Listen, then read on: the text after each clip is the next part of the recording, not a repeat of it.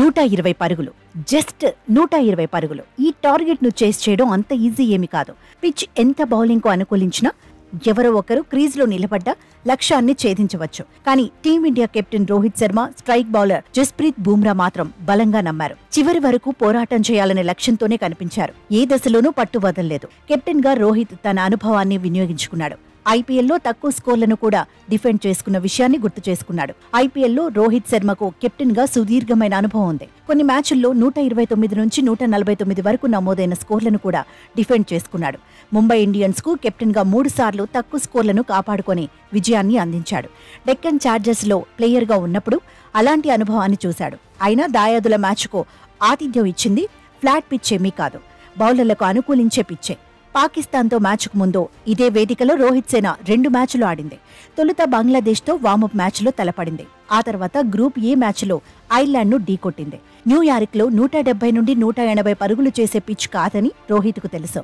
World కప్లో న్యూయార్క్లోనే తక్కువ స్కోర్లు నమోదైన విషయమూ తెలుసు. పాకిస్తాన్ పార్ట్నర్షిప్స్ కోసం ప్రయత్నించినా హిట్ మ్యాన్ తగ్గలేదు.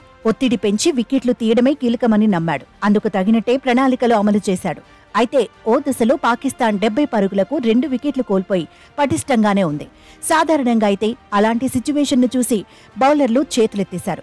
120 పరుగుల టార్గెట్ను ఈజీగా కొట్టేస్తారని డీలా పడిపోతారు. కానీ రోహిత్ కానీ బుమ్రా కానీ ఏ దశలోనూ ఆందోళన చెందలేదు. జస్ప్రీత్ అయితే వరల్డ్ క్లాస్ బౌలింగ్తో మాయ చేశాడు.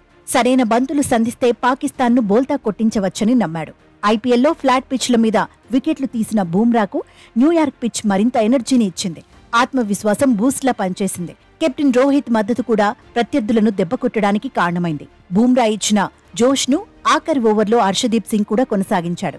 నసీం షా 2 ఫోర్లు బాదిన టార్గెట్ను అందుకోకుండా కట్టడి చేయగలిగాడు.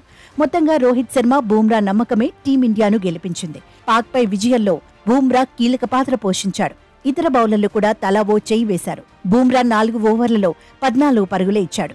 3 కీలక వికెట్లు దక్కించుకున్నాడు. హార్దిక్ పాండ్యా 4 ఓవర్లలో 24 పరుగులు ఇచ్చి 2 వికెట్లు తీశాడు. మున్ముందు భారత జట్టు మరింత ఆత్మవిశ్వాసంతో ఆడటం ఖాయమనే చర్చ జరుగుతోంది.